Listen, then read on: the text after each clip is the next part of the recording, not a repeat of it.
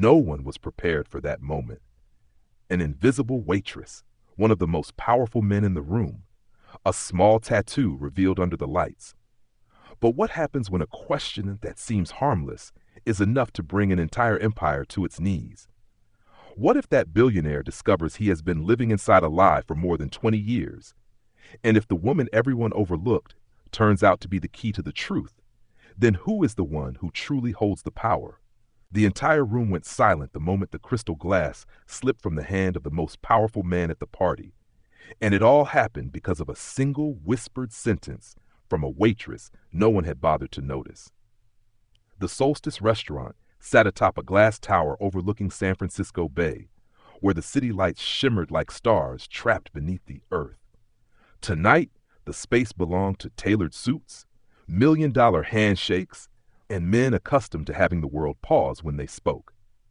At the center of it all sat Ethan Blackwell, posture rigid, gaze cold, carrying the unmistakable presence of a tech billionaire who had grown used to control and victory.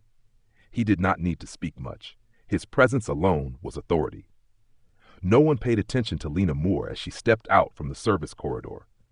26 years old, slender frame, hair pulled back with a cheap elastic band.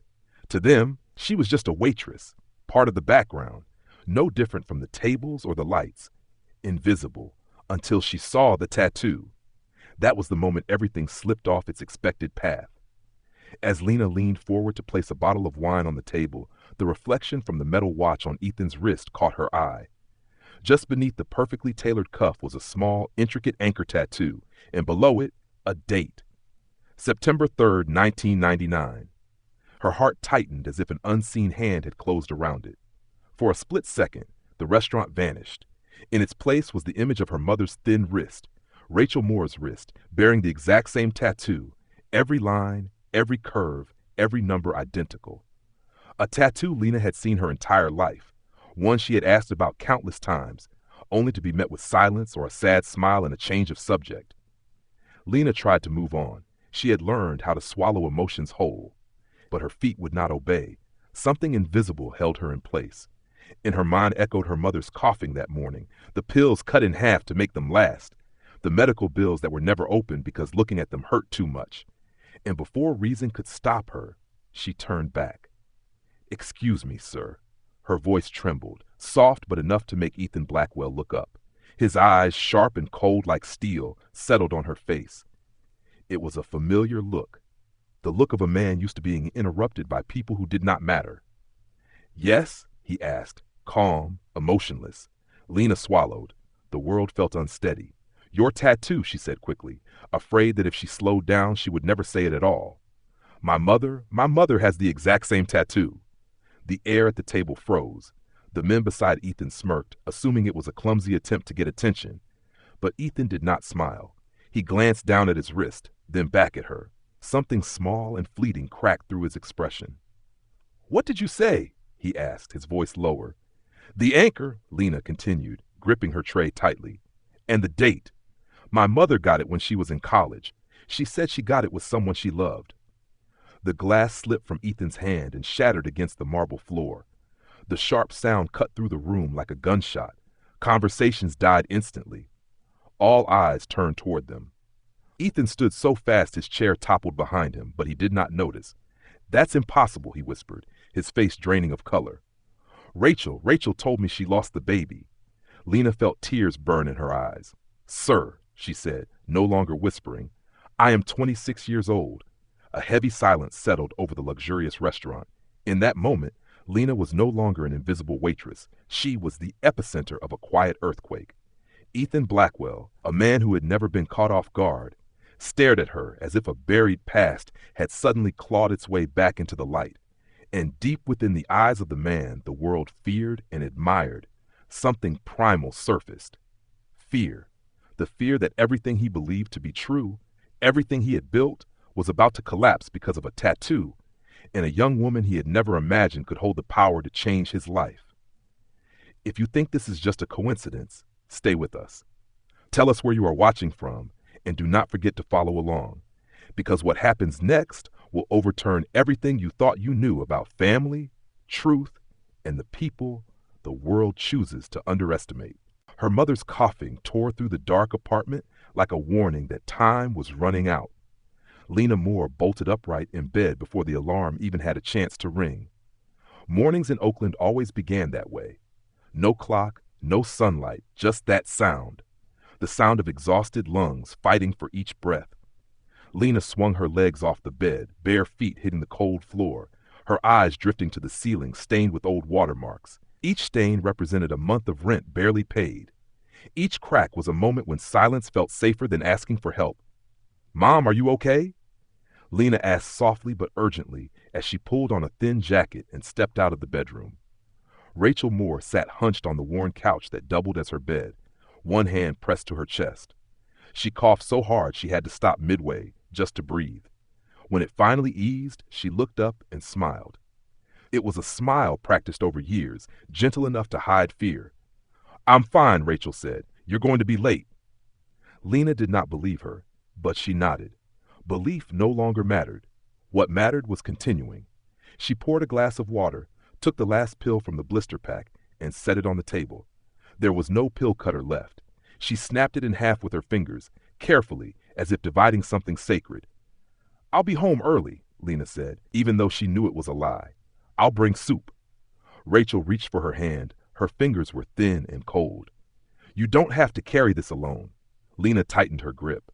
"I'm not carrying it," she said. "I'm choosing it." That was the truth no one else saw. The quiet choice, leaving the classroom behind, walking away from her dream of becoming a teacher, trading youth for survival. At 26, Lena did not think about the future. She thought about today, about tomorrow, about making sure her mother was still breathing when the sun went down. She left the apartment while the city was still half asleep. The diner where she worked the morning shift felt so familiar, she no longer needed to look at the menu. She moved fast, precise, emotions locked away. The regulars nodded, but never remembered her name. To them, she was part of the routine, like coffee refills and the clink of silverware. By midday, her feet ached. By late afternoon, her phone buzzed with a message confirming her evening shift at the Solstice restaurant. Private event, VIP guests, mandatory attendance. Lena stared at the words for a long moment. Solstice meant better tips. It also meant sharper judgment. The people who walked through those doors were not used to seeing people like her, and if they did, they forgot quickly. She changed into her uniform in the cramped staff room and studied her reflection in the mirror. Hollowed cheeks, dark circles, shoulders held tight. She exhaled slowly. Composure was the only armor she owned. Evenings at Solstice always felt like a stage. Soft lighting, crystal glasses, rounded laughter from people who had never counted coins at a checkout counter. Lena stepped onto the floor quietly, efficiently, leaving no trace. She learned long ago that being underestimated was a form of safety. No questions, no suspicion. No one imagined that a waitress could carry anything of consequence. What they did not know was that Lena had lived inside crisis long enough to read people clearly. She recognized false laughter. She saw the emptiness behind success stories. And more than anything, she carried a truth she had not yet dared to name. In the pocket of her worn jacket was a piece of paper folded again and again. Incomplete test results. A rushed note from a public clinic. Further testing recommended. Soon. Lena had not shown it to her mother. Not yet. She did not have the courage. She did not have the money. As she served tables that night, she had no idea that fate was standing right behind her, wearing an expensive watch and a tattoo that had buried the truth for 26 years. She did not know she was about to cross the line between invisible and impossible to ignore. All she knew was that if she stayed silent, her mother might not survive. And if speaking up meant being judged, dismissed, or looked down on, she would still do it. Because sometimes real power does not come from money or status. It comes from having nothing left to lose. Long before the defining night at Solstice, before a trembling sentence from a waitress fractured his world, Ethan Blackwell had learned how to outrun the past. He stood alone in the office on the top floor of Blackwell Systems, watching San Francisco spread beneath him like a living circuit board. Glass, steel, light, motion. Everything moved by rules he understood. Markets rose and fell. Algorithms evolved.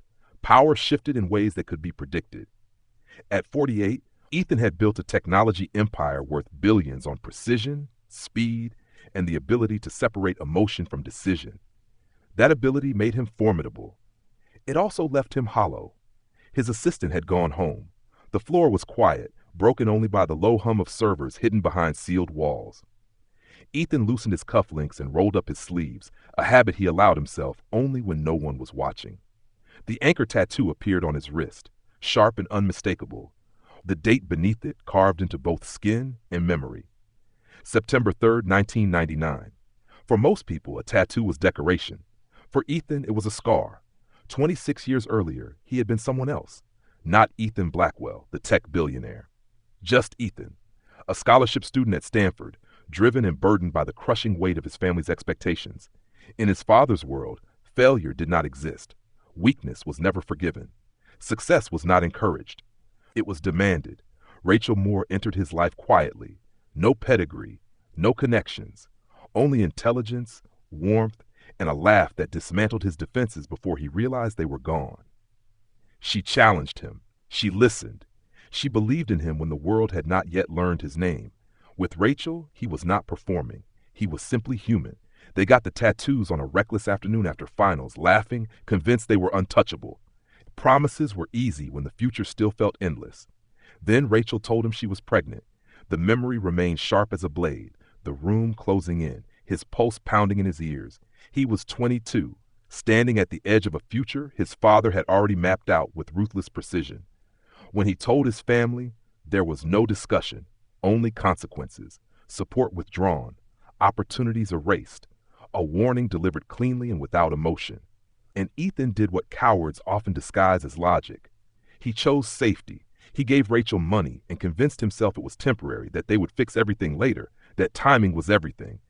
He told himself lies that sounded reasonable when spoken out loud. 2 weeks later, Rachel called him in tears. She said she had lost the baby. Grief hollowed him out. Guilt followed close behind. He tried to find her. He truly did. Dormitories, friends, old phone numbers. Rachel vanished. By the time graduation came, her absence felt permanent, like a chapter torn from the book of his life. That was when Ethan made the decision that would shape the next 2 decades. He buried everything. He threw himself into work with cold focus, startups, acquisitions, nights that bled into mornings. He married twice, and both marriages collapsed under the weight of his emotional distance. He signed divorce settlements without hesitation. Money was always easy. Feeling was not. Success came fast, faster than anyone expected. By his mid-30s, he was called a visionary. By 40, a legend. He learned how to command rooms with silence, how to instill fear without raising his voice, how power stopped people from asking questions he did not want to answer. But no achievement erased the tattoo. Some nights when the office lights were off and the city had grown quiet, Ethan stared at his wrist and wondered who he might have become if he had chosen differently. If courage had outweighed fear, if love had mattered more than approval, he told himself the past was closed, finished, untouchable. Then the night at Solstice happened. A waitress, a voice that trembled but did not break, a sentence that cut through 26 years of manufactured certainty. My mother has the exact same tattoo. Now, as he lowered his arm and turned away from the glass, Ethan saw his reflection staring back at him in the darkened window. Polished, controlled, untouchable. And yet something beneath the surface had shifted. For the first time in decades, Ethan Blackwell felt something he could not calculate or contain. Fear. Not the fear of loss, but the fear of truth. The kind of truth that rewrites everything you thought you knew about yourself. The kind that does not care how powerful you are. Outside, the city kept moving, unaware that one of its most untouchable men was standing on the edge of a reckoning he could no longer outrun. No one in the Solstice dining room realized that moment was coming. But it arrived anyway. Fast, the way truth always does, without permission, without warning, and without giving anyone time to prepare. The party continued after the shattered glass, at least on the surface. The music was turned up louder. Forced laughter rippled through the room, trying to seal the unease spreading beneath the marble floors. People returned to their drinks, to their million-dollar conversations, to the illusion that everything was still under control. But at the central table, Where Ethan Blackwell stood frozen like stone, the atmosphere had shifted completely.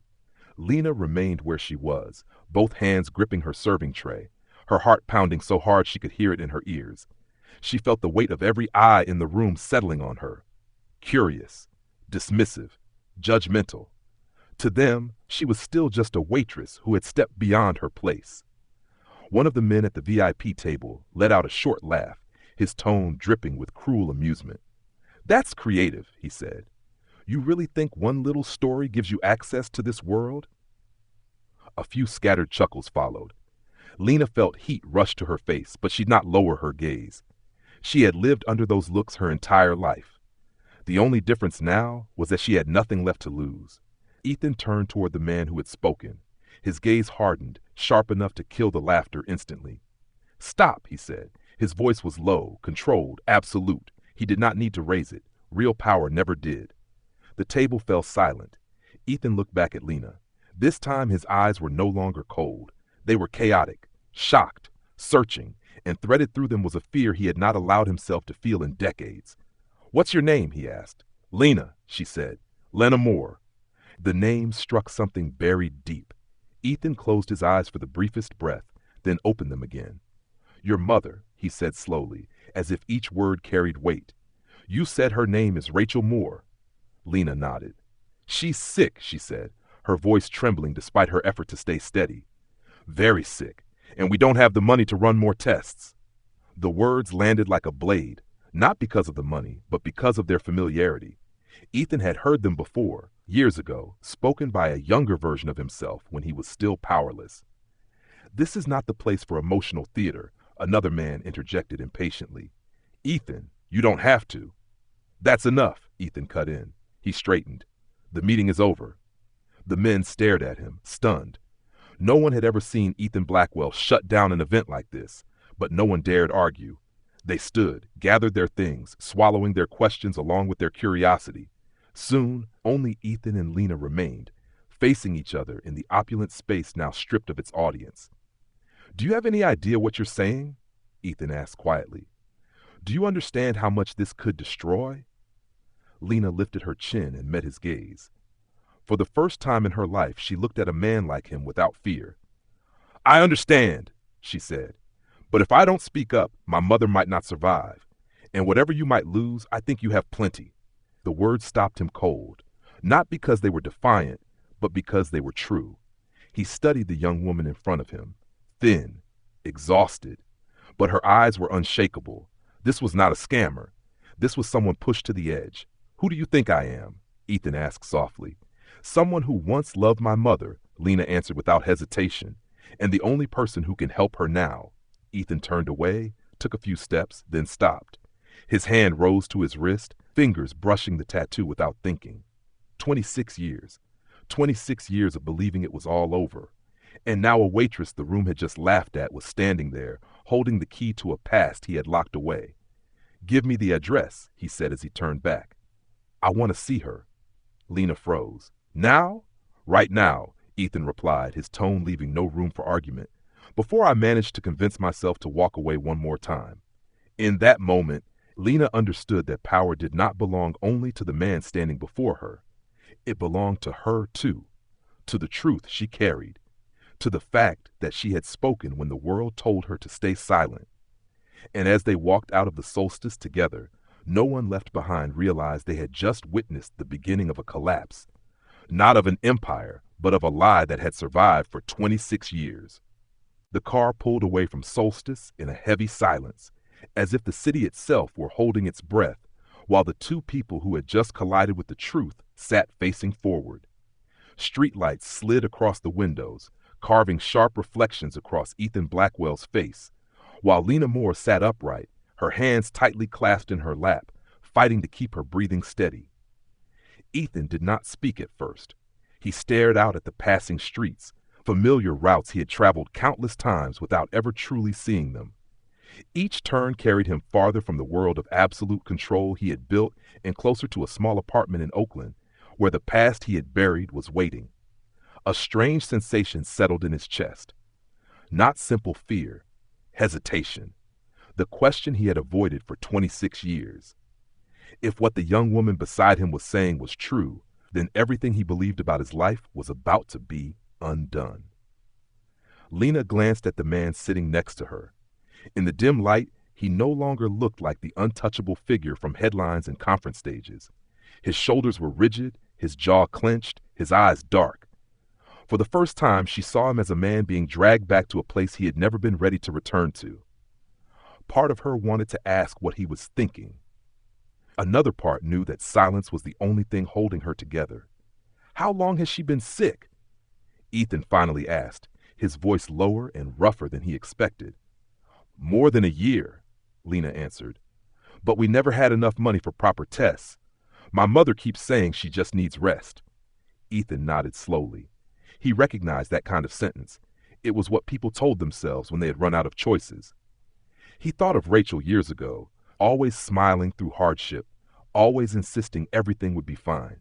He had believed her then, and then he had walked away. Do you think, Ethan continued, his eyes still fixed on the road, that there's a chance you're mistaken? Lena did not bristle. She had prepared for that question. I've asked myself that hundreds of times, she said. But the tattoo, the date, the university, my mother's name, everything lines up. And no matter who you are, my mother still needs help. The answer left Ethan silent. There was no accusation in her voice, no demand, only truth stripped bare. He turned to look at her, and in that moment, he saw what everyone at Solstice had missed. Strength forged in scarcity, a quiet authority born from having nowhere left to retreat. The car stopped in front of a worn building, peeling paint, a narrow entrance, no security, no red carpet. Ethan stepped out and looked up at the dark stairwell leading to the upper floors. He had stood before buildings worth billions. This one made him feel smaller than any of them. 5th floor, Lena said. No elevator. That's fine, Ethan replied. They climbed the stairs one step at a time. Each one felt longer than the last. The smell of damp concrete, the sound of televisions leaking through thin walls, life unfolding inches away, raw and unfiltered, so real that Ethan did not know where to place his hands. At the 3rd floor landing, Lena paused to catch her breath. Ethan glanced at her, then looked away, as if unwilling to be caught watching too closely. They stopped in front of the apartment door. Lena hesitated. Her hand rested on the knob, trembling slightly. In her mind, she saw her mother lying on the couch, fragile but still forcing a smile. She had brought the truth home with her, and the truth never knocked gently. Before we go in, Ethan said quietly, no matter what happens, I'll take care of her treatment. No conditions, no bargaining.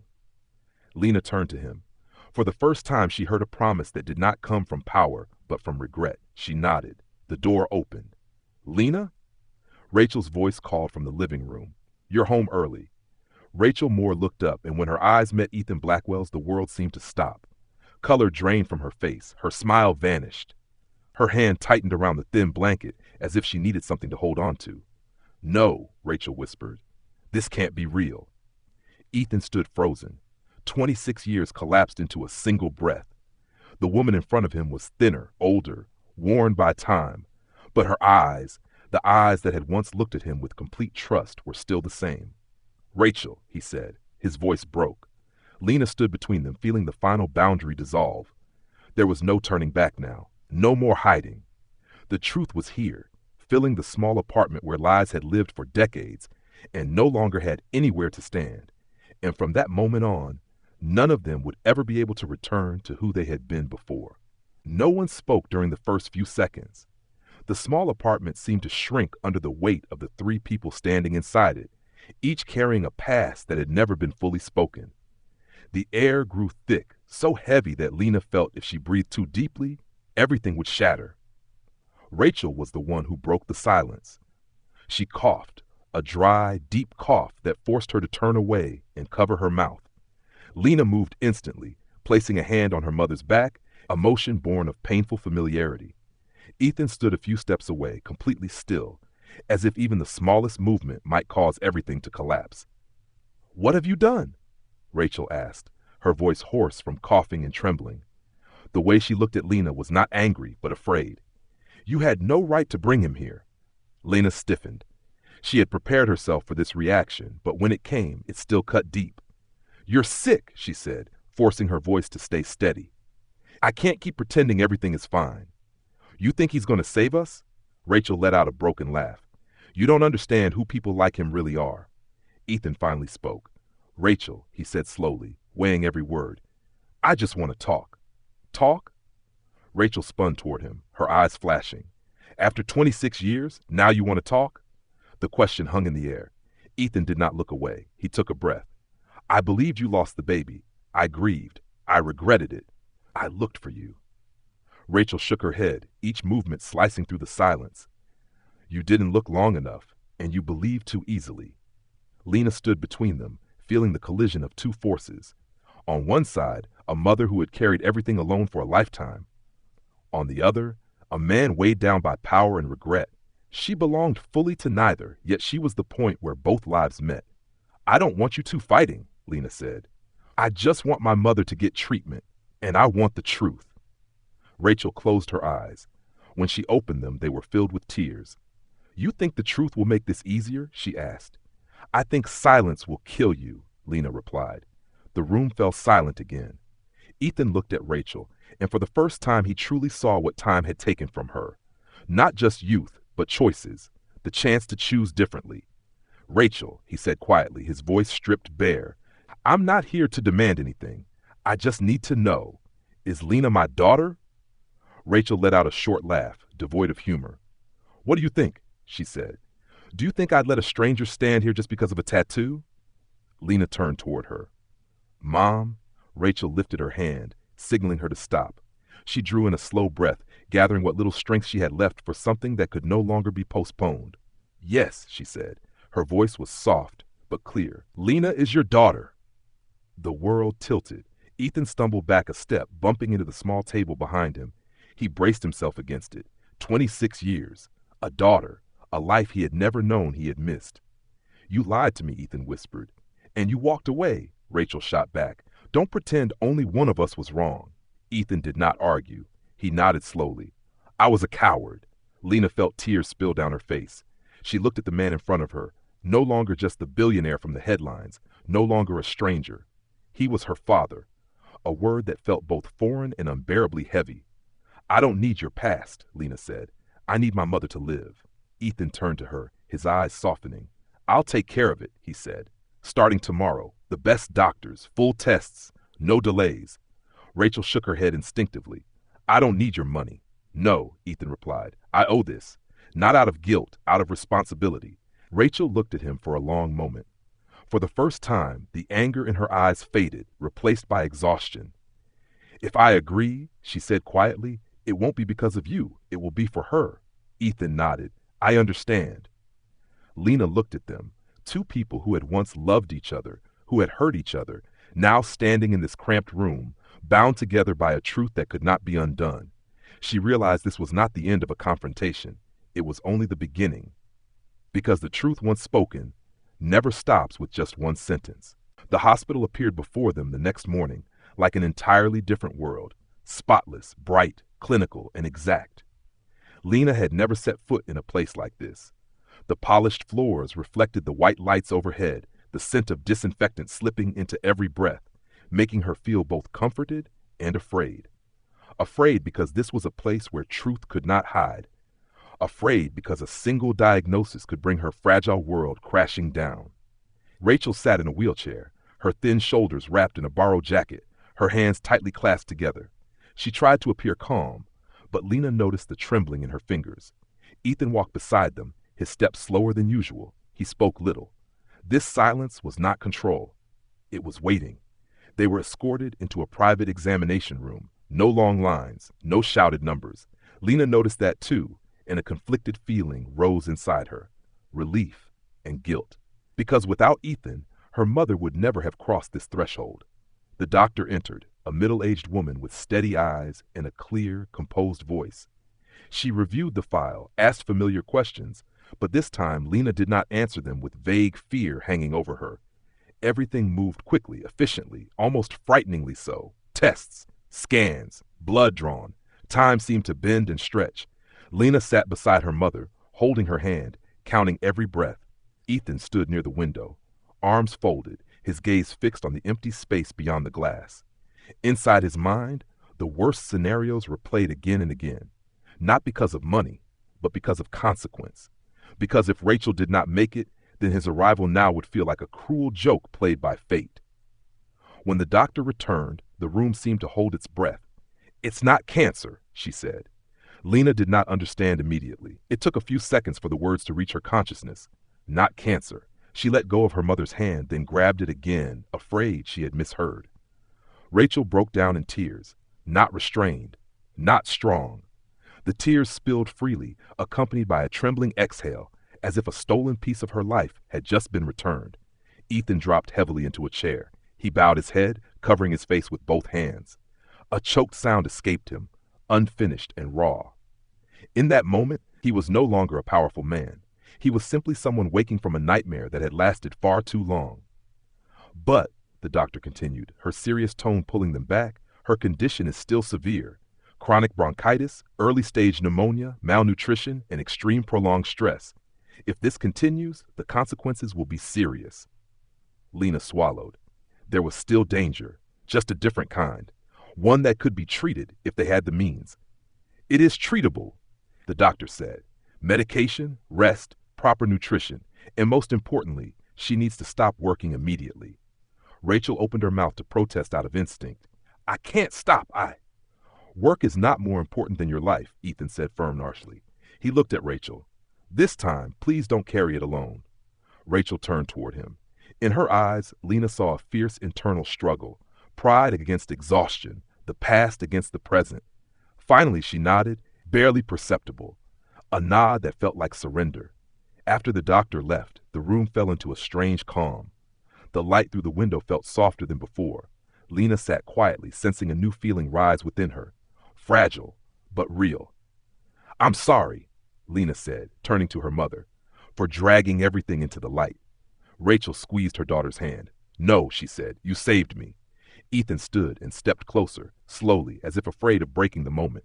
"I'll take care of everything," he said. "Treatment, medication, insurance, and the things I should have done a long time ago." Lena looked at him. This time she felt neither fear nor anger, only a man trying to make things right one step at a time. She realized money could never buy back lost time, but it could open something else, a chance to live. And in the cold white room of the hospital, surrounded by test results and medical advice, a family began to form, not bound only by blood, but by truth, responsibility, and a newly awakened hope. The days that followed moved to an entirely different rhythm, slower, quieter, yet heavier in another way. The immediate danger had passed, but the questions had not. They hovered in every room, in every silence, in every cautious glance between three people now bound together by truth. Rachel was discharged and brought home after a few days of observation. Ethan arranged everything swiftly, neatly, precisely, the same way he handled billion-dollar deals. In-home nurses, medication, nutritional meals, a new bed replacing the worn sofa that had carried Rachel through years of exhaustion. It all arrived like a miracle, yet none of them called it that. Miracles rarely come wrapped in regret. Lena watched from the sidelines, grateful and unsettled at the same time. She was used to managing on her own, used to scarcity, used to the feeling that everything could collapse at any moment. Now, as safety slowly took shape, she did not know where to place her heart. She wondered whether accepting this help meant betraying the years she had survived without it. Ethan came every day, quietly, without spectacle.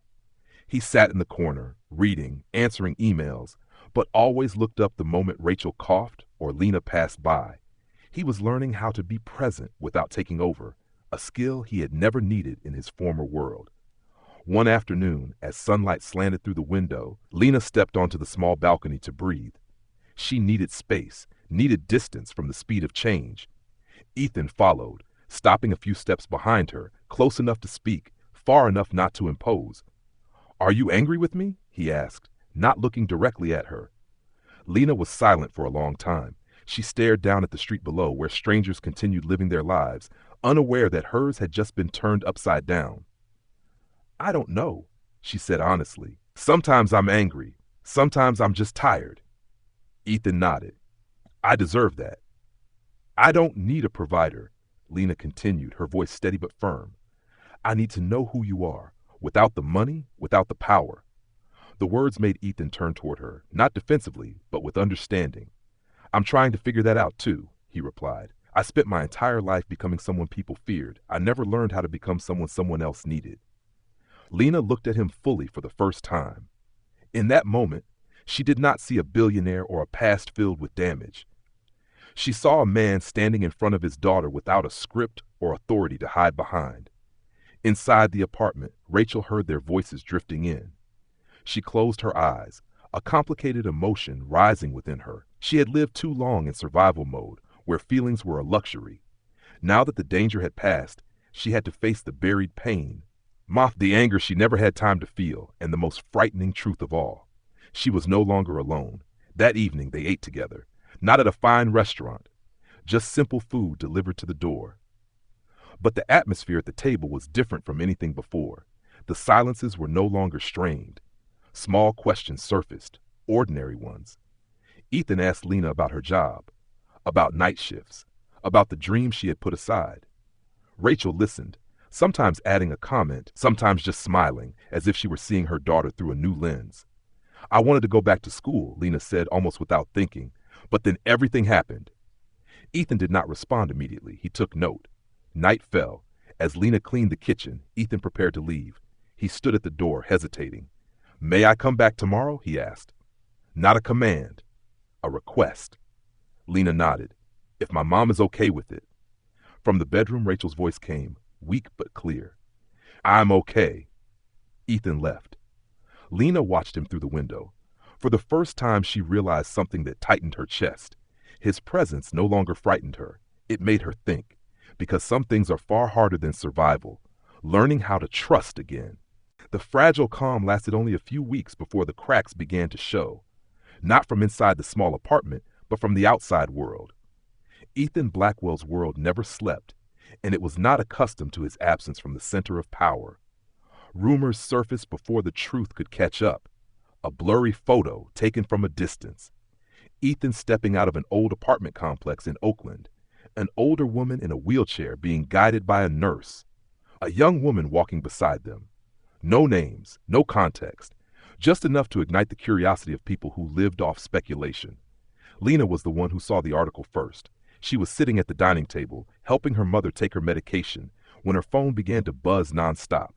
A coworker sent a link, then another, then a flood of messages. She opened it. Her chest tightened. The most powerful man in tech secretly caring for a mysterious family. Lena read every line, feeling as if she had been dragged into harsh light she had never agreed to stand in.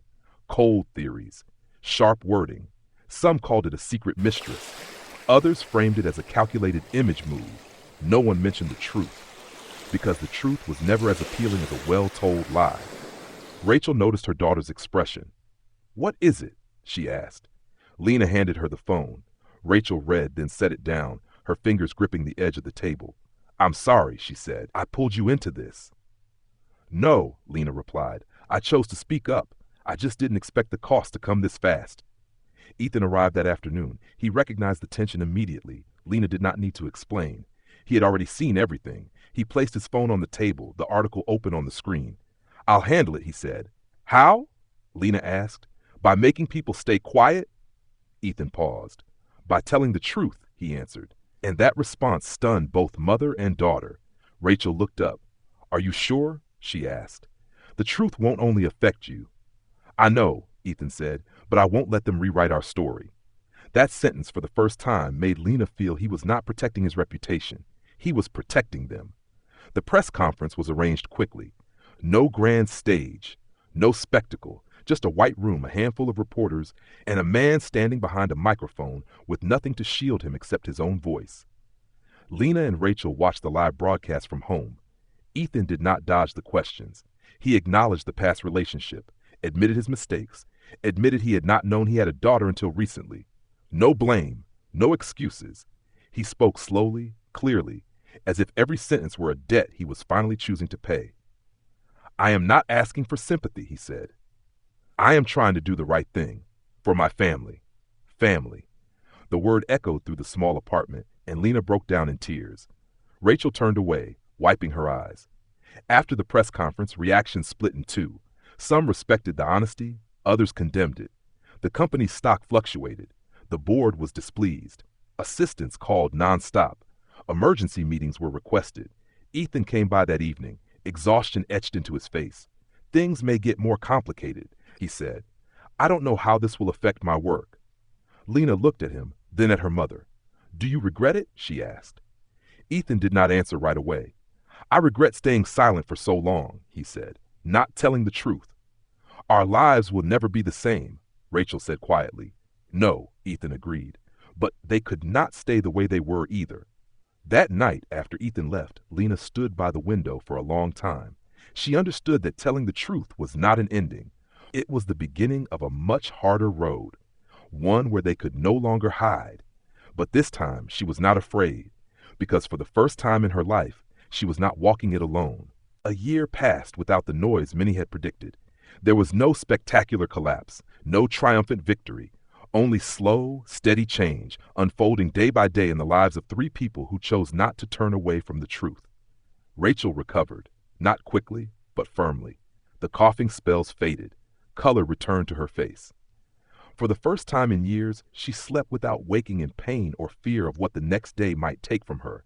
She began walking every morning, slowly, briefly, but on her own terms, no longer a body existing only to endure. Lena returned to school. The decision did not come easily. She hesitated for a long time, afraid she was stepping into a world that no longer belonged to her. But when she stood in the lecture hall for the first time, surrounded by students younger and louder than she was, she realized something. She was not behind anyone. She was simply continuing a path she had once been forced to stop. Ethan did not abandon his empire, but he changed how he stood within it. He cut back his hours, stepped away from unnecessary meetings.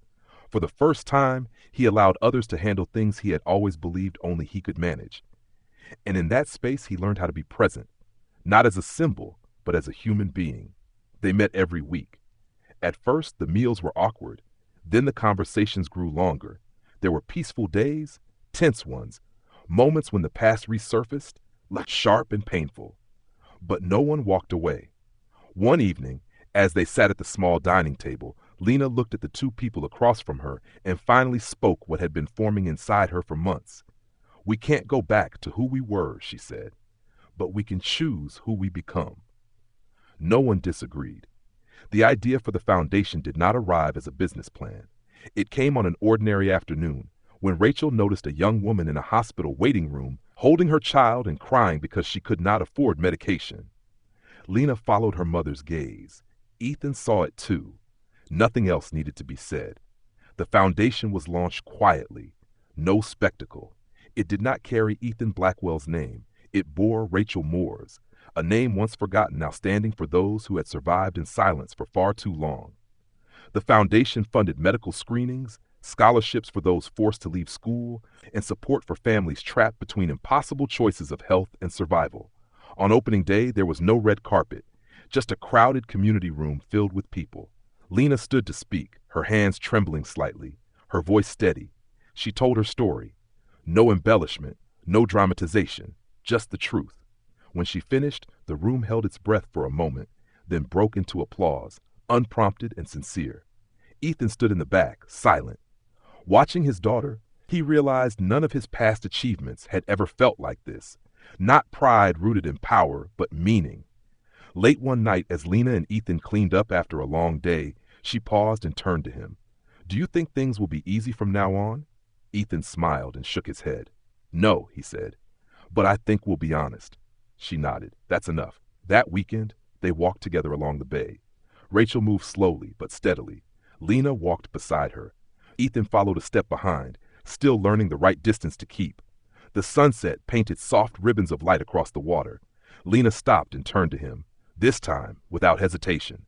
"Dad," she said. The word fell lightly, like the wind. Ethan froze, then nodded, his eyes filling with tears. No more words were needed. The world did not change because of them, but their world did. And sometimes, as Lena had learned, that was enough. If this story moved you, if it made you pause and think about truth, family, and second chances, then you're not alone.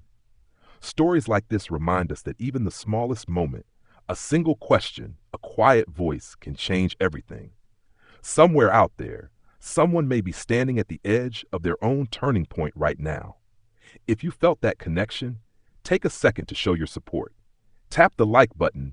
It helps this story reach people who may need to hear it today. Leave a comment and tell us what part of the story stayed with you the most, or share a moment in your own life when truth changed everything. We read every comment, and your words matter here. And if you don't want to miss stories that explore hidden lives, untold truths, and journeys that begin where people least expect them to, make sure to subscribe to Untold Journey Stories. Turn on notifications so you'll be the first to hear the next story when it drops. Because every life holds a story worth telling, and every journey deserves to be heard. Thank you for being part of this one.